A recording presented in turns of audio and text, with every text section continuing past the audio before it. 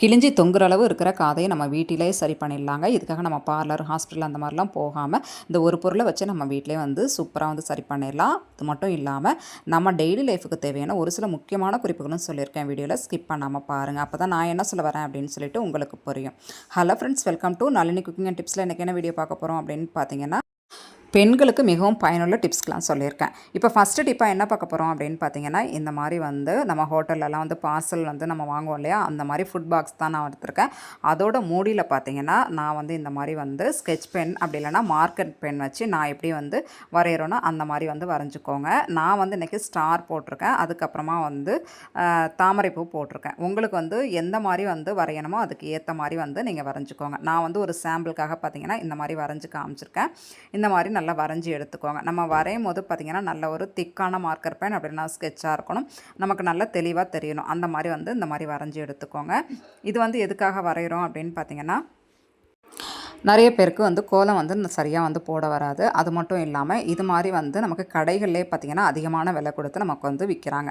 அதை வாங்கி நம்ம வந்து அதிகமான காசு கொடுத்து செலவு பண்ணாமல் நம்ம வீட்டிலே பார்த்திங்கன்னா இந்த மாதிரி வந்து அழகாக வந்து குட்டி குட்டி பாக்ஸோட மூடி இந்த மாதிரிலாம் இருந்துச்சு அப்படின்னா, இந்த மாதிரி நல்லா கம்பியை நல்லா ஹீட் பண்ணிவிட்டு நான் அழகாக அந்த மாதிரி வந்து நான் எப்படி வீடியோவில் காமிக்கிறேனோ அதே மாதிரி அழகாக குட்டி குட்டி ஓட்டையாக போட்டுக்கோங்க. இந்த மாதிரி வந்து நம்ம போடும்போது பார்த்திங்கன்னா அழகாக நமக்கு ஈஸியாக போட்டுடலாம். ஒரு 5 நிமிஷம் அப்படி இல்லைனா ஒரு 10 நிமிஷம் ஆகும். நமக்கு வந்து அழகாக வெயிட் பண்ணி இந்த மாதிரி வந்து குட்டி குட்டி ஹோலாக இருந்தாலும் போட்டுக்கோங்க, அப்படி இல்லைனா பெரிய ஹோல் வேணாலும் நீங்கள் வந்து போட்டுக்கலாம்.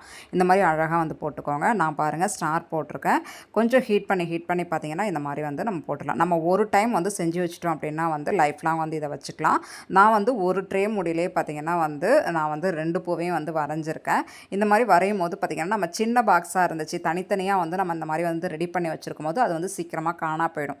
இது மாதிரி வந்து ஒரு பாக்ஸ்லேயே வந்து நம்ம வந்து 2 கோலம் நம்ம போட்டு வச்சிட்டோம் அப்படின்னா வந்து எங்கேயுமே தொலைஞ்சு போகாது. டக்குன்னு வந்து நம்ம ஈஸியாக எடுத்து போட்டுடலாம். அதனால் பார்த்திங்கன்னா நான் இந்த மாதிரி வந்து போட்டிருக்கேன். இது பார்த்திங்கன்னா படிக்கோலத்துக்குலாம் வந்து நம்ம ஈஸியாக அழகாக போட்டுக்கலாம். அப்படி இல்லைனா நில வாசப்படி இருக்கு இல்லையா, அந்த சைடு வந்து நம்ம போட்டு வச்சுக்கலாம். போட்டு வச்சுட்டு அழகாக பூவை வந்து தூவி விட்டுக்கலாம். அழகாக இருக்கும் பார்க்குறதுக்கு.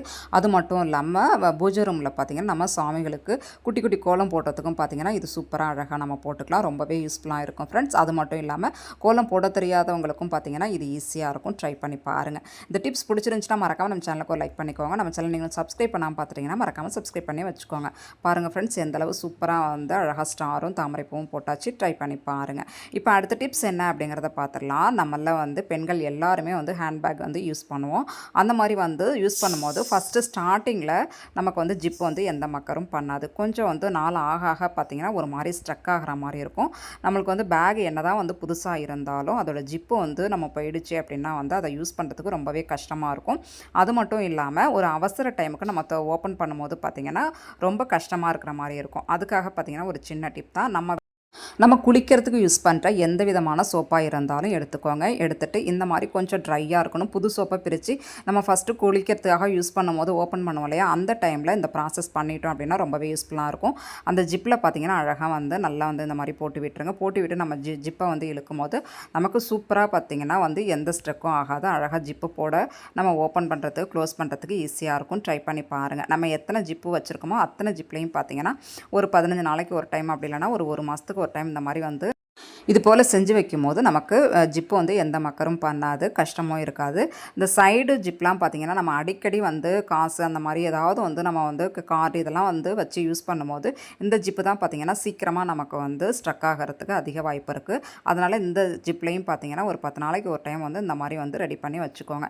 நம்ம சோப் வந்து எப்போல்லாம் ஓப்பன் பண்ணுறோமோ அந்த டைமில் நம்ம அந்த மாதிரி ரெடி பண்ணி வச்சிட்டோம் அப்படின்னா ரொம்பவே யூஸ்ஃபுல்லாக இருக்கும். ட்ரை பண்ணி பாருங்கள். இப்போ அடுத்த டிப்ஸ் என்ன அப்படிங்கிறத பார்த்துடலாம். நம்ம கிச்சனில் பார்த்திங்கன்னா இந்த மாதிரி குட்டி உரல்லாம் நம்ம வந்து யூஸ் பண்ணுவோம். அந்த மாதிரி யூஸ் பண்ணும்போது பார்த்திங்கன்னா நம்ம யூஸ் பண்ணி முடிச்சதுக்கு அப்புறமா இந்த மாதிரி ஓப்பன்லேயே வச்சுருவோம். இந்த மாதிரி ஓப்பனில் வைக்கும்போது அதில் குட்டி குட்டி பூச்சி, கரப்பாம்பூச்சி, பல்லி இதெல்லாம் போயிட்டு அதில் இருக்கிறதுக்கு நிறைய வாய்ப்பு இருக்கு இல்லையா, அதுக்கான ஒரு சின்ன டிப் தான்.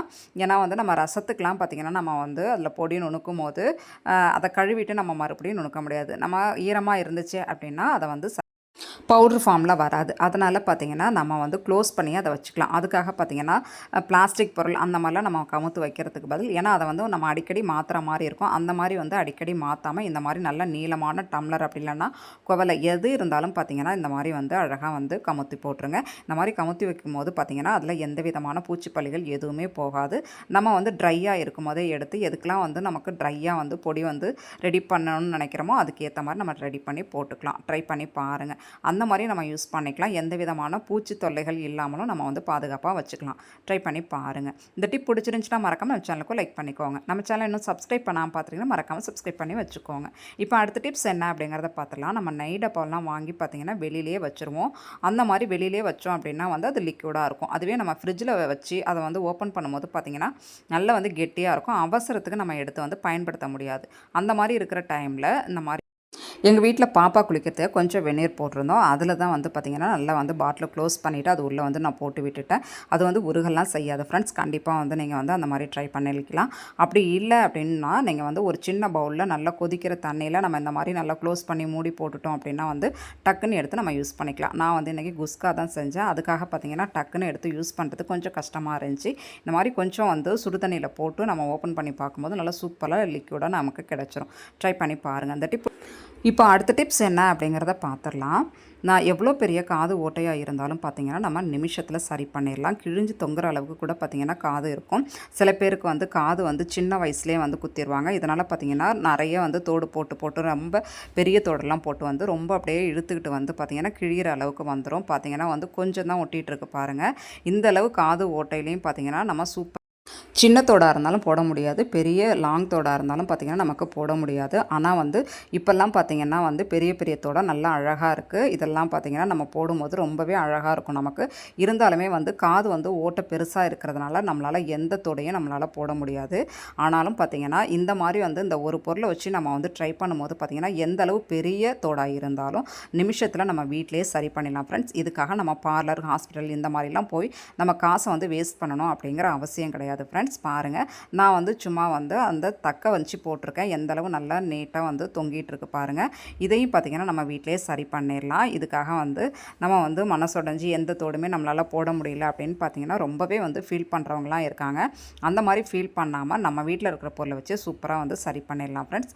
அதுக்கு நான் எடுத்துருக்கிற பொருள் என்ன அப்படின்னு பார்த்திங்கன்னா பூண்டு தான் நான் வந்து இன்றைக்கி எடுத்திருக்கேன் ஃப்ரெண்ட்ஸ். நம்ம வீடுகளில் யூஸ் பண்ணுவோம் இல்லையா, குட்டி குட்டி பூண்டாக இருந்தால் அந்தளவு செட் ஆகாது. நல்ல பெரிய பூண்டு பல் மலை பூண்டு அப்படின்னு சொல்லுவாங்க இல்லையா, அந்த பூண்டை எடுத்துகிட்டு நல்லா வந்து நைஸாக வந்து நைஃப் வச்சு இந்த மாதிரி நல்லா வந்து கட் பண்ணி எடுத்துக்கோங்க.